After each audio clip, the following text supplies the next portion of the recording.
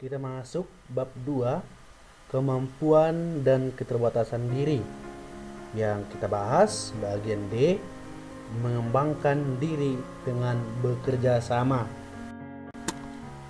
Setiap manusia adalah makhluk pribadi dan sekaligus makhluk sosial dan makhluk rohani.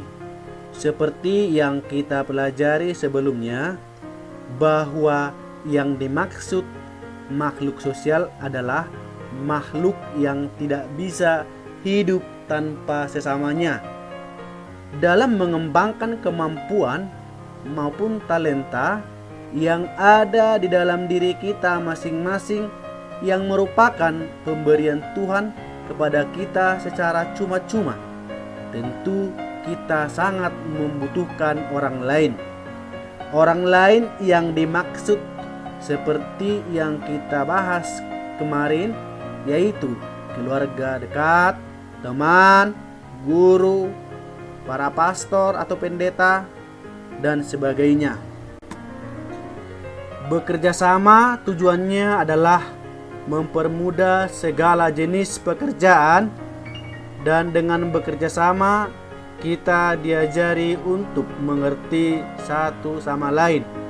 Karena itu, dalam bekerja sama kita juga dapat berbagi tenaga, kemampuan, pengetahuan, pengalaman, dan lain-lain. Maka terjadilah saling mengisi satu dengan yang lain. Setiap manusia tentu berbeda-beda, baik secara sifat, fisik, kemampuan, pengetahuan, dan lain-lain. Hal ini bukanlah menjadi penghalang untuk berinteraksi dengan orang lain, melainkan suatu kekayaan sosial dalam hidup kita. Mengembangkan diri melalui bekerja sama dengan orang lain, tentu kita harus bijak berhadapan dengan orang lain. Kita harus mampu membedakan perbuatan yang baik dan yang buruk. Perbuatan baik tentu harus kita teladani, sedangkan yang buruk harus kita jauhi.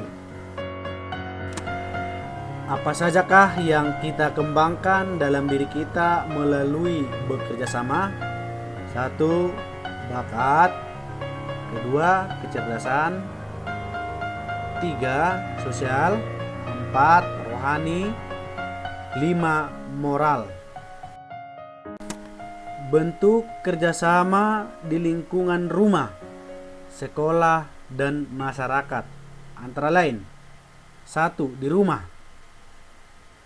A. Mengerjakan tugas masing-masing yang telah disepakati. B.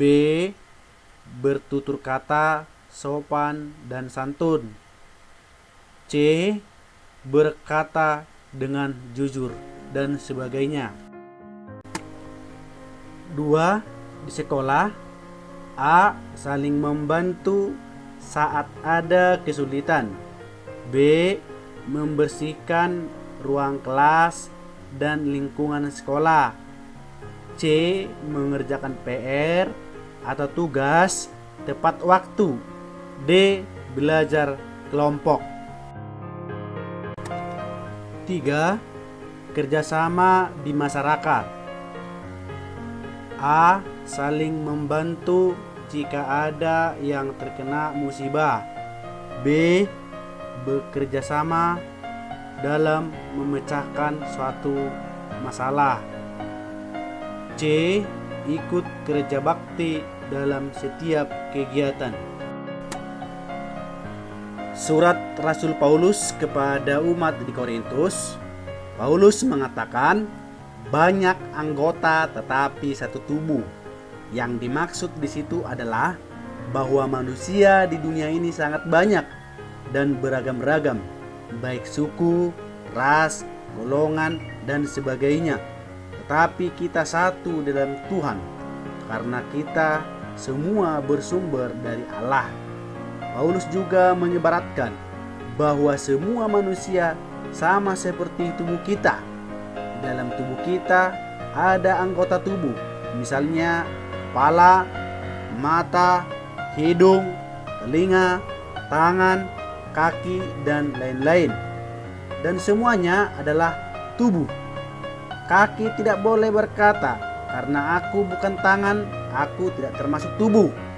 Dan telinga juga tidak boleh berkata, "Karena aku bukan mata, aku bukan termasuk tubuh." Ingat, semua anggota tubuh adalah tubuh kita juga. Sama seperti manusia yang miskin, kaya, pintar, tidak pintar adalah sama semua di hadapan Tuhan. Semuanya saling membutuhkan. Perbedaan yang diciptakan Tuhan tujuannya adalah supaya saling melengkapi, mengisi, bekerja sama, dan saling tolong menolong.